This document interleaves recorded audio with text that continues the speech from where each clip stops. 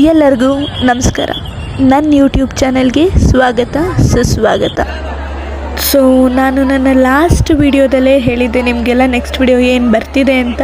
So ಅದೇ ರೀತಿ ಇವತ್ತಿನ ವ್ಲಾಗ್ ಬಂದುಬಿಟ್ಟು ಬಸವನಗುಡಿಯಲ್ಲಿ ನಡೀತಿರುವ ಕಡಲೆಕಾಯಿ ಪರಿಷೆ.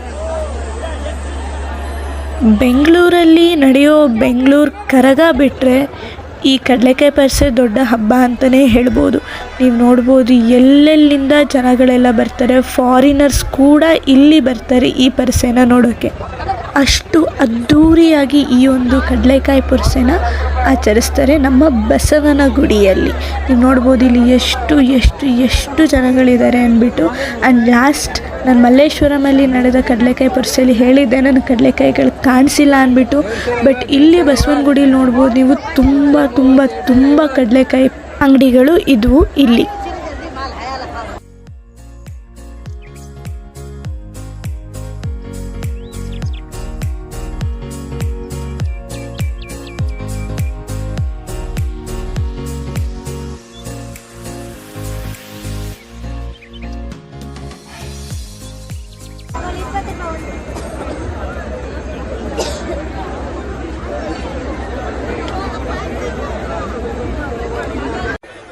ಬಸವನಗುಡಿಲಿ ಕಡಲೆಕಾಯಿ ಪರಿಷೆ ಏನಕ್ಕೆ ನಡೆಯುತ್ತೆ ಅಂತ ಒಂದು ಸ್ಟೋರಿನೇ ಇದೆ.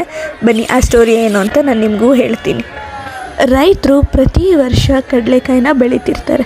ಆದರೆ ಒಂದು ವರ್ಷ ಮಾತ್ರ ಒಂದು ಬಸವ ಎಲ್ಲಿಂದ ಬರುತ್ತೆ ಅಂತ ಗೊತ್ತಿಲ್ಲ, ಬಟ್ ಬಂದು ಅವ್ರ ಬೆಳೆನೆಲ್ಲ ಹಾಳು ಮಾಡಿ ನಾಶ ಮಾಡಿ ಹೋಗ್ತಿರುತ್ತೆ. ಇವ್ರು ಎಷ್ಟು ಓಡ್ಸೋಕ್ಕೆ ಟ್ರೈ ಮಾಡಿದ್ರು ಆ ಬಸವ ಮಾತ್ರ ಅಲ್ಲಿಂದ ಹೋಗೋದಿಲ್ಲ. ಇವ್ರ ಬೆಳೆ ಎಲ್ಲ ನಾಶ ಆಗ್ತಿದೆ ಅನ್ನೋ ಭಯದಲ್ಲಿ ರೈತರು ಹೋಗ್ಬಿಟ್ಟು ಆ ಬಸವನ ಹತ್ರ ಬೇಡ್ಕೊತಾರೆ, ಯಾರು ನೀನು ಏನಕ್ಕೆ ನಮ್ಮ ಬೆಳೆನ ಹಾಳು ಮಾಡ್ತಿದ್ಯಾ, ಬೆಳೆಗಳನ್ನ ಹಾಳು ಮಾಡಬೇಡ, ಪ್ರತಿ ವರ್ಷ ನಾವು ಬೆಳೆದಿರೋ ಕಡಲೆಕಾಯಿನ ಫಸ್ಟು ಫಲ ಬಂದು ನಿನಗೆ ಕೊಡ್ತೀವಿ, ನಿನಗೆ ಬಂದು ಅರ್ಪಿಸ್ತೀವಿ ಅಂತ. ಸೊ ಅವಾಗಿನಿಂದ ಆ ಬಸವ ಅಲ್ಲಿ ಶಿಲೆಯಾಗಿ ನಿಂತ್ಕೊತಾನೆ. ಸೊ ಅಲ್ಲಿ ನೋಡ್ಬೋದು ನೀವು ದೊಡ್ಡ ಬಸವ ಏನಿರುತ್ತೆ ಅದೇ ಆ ಬಸವ. ಸೊ ಪ್ರತಿ ವರ್ಷ ಅವರು ಹೇಳ್ದಂಗೆ ಫಸ್ಟು ಬೆಳೆ ಏನು ಬೆಳೆದಿರ್ತಾರೆ ಅದನ್ನು ತಂದು ಇಲ್ಲಿ ಕಡಲೆಕಾಯಿ ಪರಿಷೆ ಅಂತ ಮಾಡ್ತಾರೆ. ಅದೇ ಈ ಕಡಲೆಕಾಯಿ ಪರಿಷೆಯ ವಿಶೇಷ.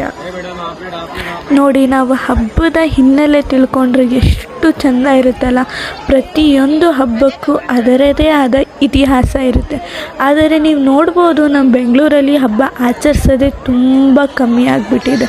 ಯಾರೂ ಹಬ್ಬನ ಆಚರಿಸೋದೇ ಇಲ್ಲ. ನೀವು ನೋಡ್ಬೋದು ಅಪಾರ್ಟ್ಮೆಂಟ್ಗಳಲ್ಲಿರ್ತಾರೆ, ಅಲ್ಲಿರ್ತಾರೆ, ಇಲ್ಲಿರ್ತಾರೆ, ಮನೆಗಳಲ್ಲಿರ್ತಾರೆ. ಆದರೆ ಹಬ್ಬಗಳನ್ನು ಮಾತ್ರ ಎಷ್ಟು ಬೇಕು ಸಿಂಪಲಾಗಿ ಮಾಡ್ಕೊತಾರೆ. ಅದರ ಇತಿಹಾಸ ಯಾರಿಗೂ ಗೊತ್ತಿರಲ್ಲ. ಎಲ್ಲರೂ ಅವ್ರ ಕೆಲಸದಲ್ಲಿ ಅವರು ಬ್ಯುಸಿಯಾಗಿಬಿಟ್ಟಿದ್ದಾರೆ. ದುಡಿಬೇಕು, ತಿನ್ನಬೇಕು, ಎಂಜಾಯ್ ಮಾಡಬೇಕು, ಅಷ್ಟೇ ಜೀವನ.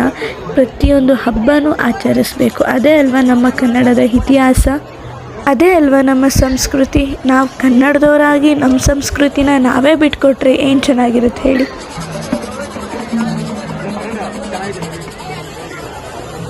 ಇಲ್ಲಿ ನೋಡ್ಬೋದು ನೀವು ಎಲ್ಲರೂ ಎಷ್ಟು ಚೆನ್ನಾಗಿ ಕಡಲೆಕಾಯಿ ಪರಿಷೆನ ಆಚರಿಸ್ತಾ ಇದ್ದಾರೆ. ಎಷ್ಟು ಅಂಗಡಿಗಳು ಬಂದಿದೆ. ಎಲ್ಲರೂ ಫೆರಿ ಲೈಟ್ಸ್ ಏನಿದೆ ಅದನ್ನು ಹಾಕ್ಕೊಂಡು ಫುಲ್ ಮಜಾ ಮಾಡ್ತಿದ್ದಾರೆ. ಏಜ್ ಲಿಮಿಟ್ ಅನ್ನೋದೇ ಇಲ್ಲ, ಎಲ್ಲರೂ ಮಜಾ ಮಾಡ್ತಿದ್ದಾರೆ. ಆ್ಯಂಡ್ ಇಲ್ಲಿ ನೀವು ನೋಡ್ಬೋದು ಈ ಸ್ವೆಟರ್. ನಿಜ ಹೇಳ್ತೀನಿ, ಯಾರೂ ಯಾವುದೇ ಜಾತ್ರೆಗಳಿಗೆ ಹೋದರೆ ಏನನ್ನು ಪರ್ಚೇಸ್ ಮಾಡಬೇಡಿ. ಅವ್ರು ಅದೇ ಸಿಕ್ಕಿರೋ ಚಾನ್ಸ್ ಅಂತ ಅವ್ರ ವ್ಯಾಪಾರದಲ್ಲೇ 1 to ಡಬಲ್ ಮಾರೋಕ್ಕೆ ಟ್ರೈ ಮಾಡ್ತಾರೆ.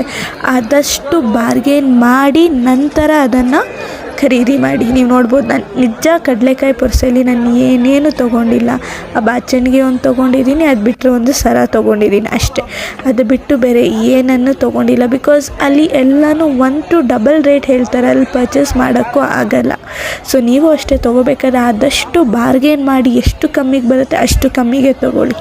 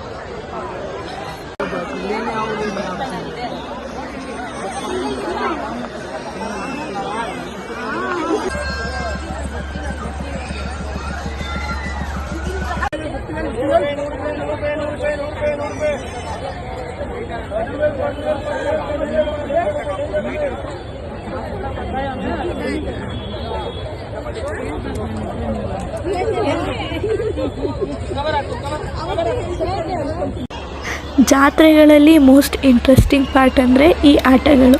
ನೀವು ನೋಡ್ಬೋದು ಎಷ್ಟು ಆಟಗಳಿದೆ ಅಂದ್ಬಿಟ್ಟು ತುಂಬ ತುಂಬ ತುಂಬ ಆಟಗಳನ್ನ ಹಾಕಿದ್ರು ಈ ಸತಿ ಅಂತೂ. ಅಲ್ಲಿ ಒಂದು ಆಟ ಆಡಬೇಕು ಅಂದ್ರೇ ನೀವು 1 ಅವರ್ ಕ್ಯೂ ನಿಲ್ಲಬೇಕು. ಸಾಕಾಗಿ ಹೋಗುತ್ತೆ ನಿಜ. 1 ಅವರ್ ಒಂದು ಆಟಕ್ಕೆ ಯಾರು ವೆಯ್ಟ್ ಮಾಡ್ತಾರೆ ಹೇಳಿ? ನಾವಂತೂ ಖಂಡಿತ ವೆಯ್ಟ್ ಮಾಡಿಲ್ಲ. ಸುಮ್ಮನೆ ಹೋಗಿ ಆಡೋರನ್ನ ನೋಡಿ ನಾವು ಖುಷಿಪಟ್ಟು ಅಲ್ಲಿಂದ ಹೊರಟೆ. ಏನೇನು ಆಟಗಳಿತ್ತು, ಯಾರ್ಯಾರು ಹೇಗೆ ಆಡಿದ್ರು ನೋಡ್ಕೊಂಬನ್ನಿ.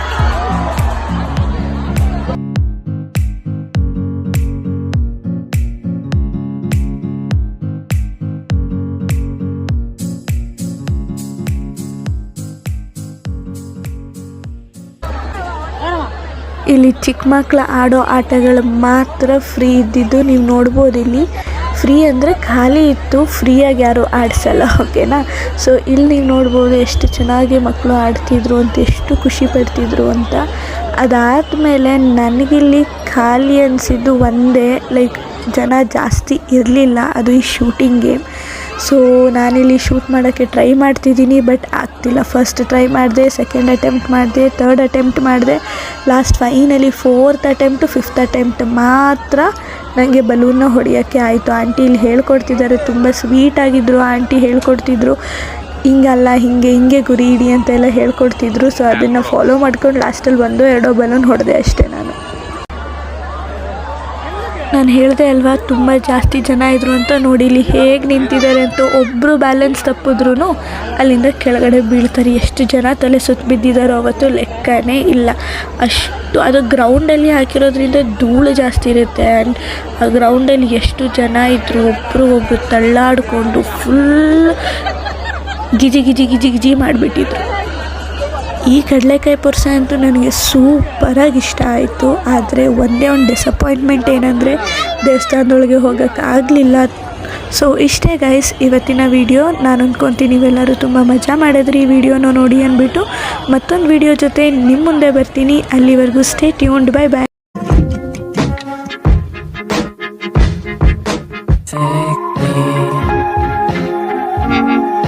Take me